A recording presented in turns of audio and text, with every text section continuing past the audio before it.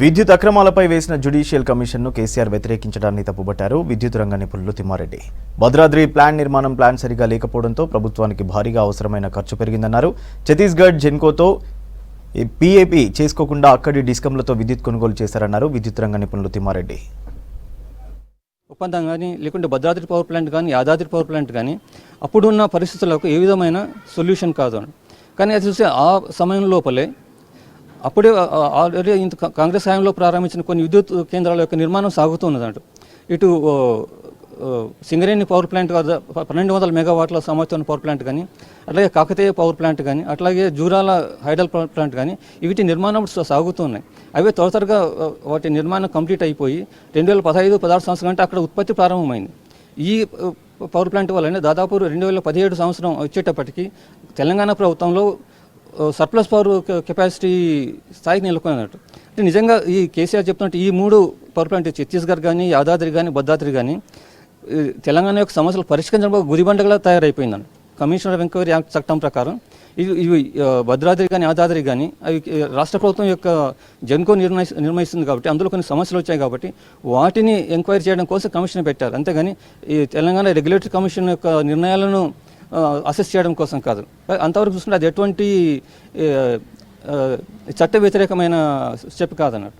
మొత్తం కేసీఆర్ ఇచ్చిన మొత్తం జవాబు చదివితే అది ఎట్లా తప్పించుకోవాలని ఉన్నది కానీ వీళ్ళకి అవసరమైన ఇన్ఫర్మేషన్ ఎక్కడ ఇచ్చినట్టు లేదు. కొన్ని 2-3 దగ్గర చూసుకుంటే కూడా ఇంకా నిజంగా సమస్యలను ఒప్పుకున్నట్టే ఉన్నదంట.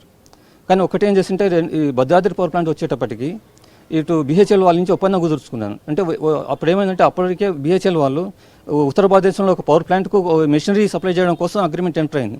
కానీ అప్పుడున్న సుప్రీంకోర్టు ఆ కంపెనీకి సంబంధించిన కోల్ అలొకేషన్ క్యాన్సిల్ చేయడం ద్వారా అక్కడ వాళ్ళు ఉత్తర భారతదేశంలో ప్రైవేట్ కంపెనీ వాళ్ళ విద్యుత్ కేంద్రాన్ని స్థాపించలేకపోయారు.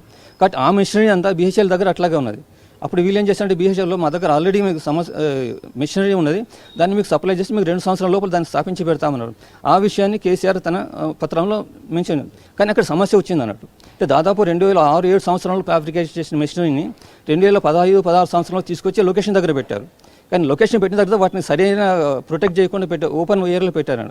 దానివల్ల ఇప్పుడు 2020 సంవత్సరం నుంచి భద్రాద్రి కేంద్రంలో ఉత్పత్తి ప్రారంభమైనా కానీ ఆ మెషినరీ సరిగా లేకపోవడం వల్ల చాలా సమస్యలు ఫేస్ చేస్తున్నాడు. కాబట్టి అసలు దాంతోపాటు ఓల్డ్ మెషినరీ కూడా వీళ్ళు ఎక్కువ రేటుకు పెట్టి కొన్నారు.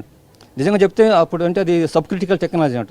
Sub critical technology already outdated అయిపోయింది, దాన్ని ఎవరు కొనే పరిస్థితులు లేరు. కాబట్టి ఎవరికి పనికిరైన మెషినరీని బిహెచ్ఎల్ వాళ్ళు తీసుకెళ్ళి తెలంగాణ మీద పెట్టారు అన్నట్టు. కానీ నిజంగా తక్కువ రేటు కొనడం పోయి వీళ్ళు ఇంకా ఎక్కువ రేటు కొన్నారు. అటు ఖర్చు పరంగా కూడా అది ఈ తెలంగాణ మీద భారం.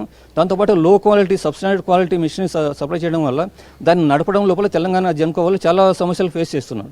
ఇప్పటికీ దాదాపు 5 సంవత్సరాల వరకు రావాల్సిన స్పేర్ పార్ట్స్ 1 సంవత్సరం లోపల అయిపోయాయి అన్నట్టు.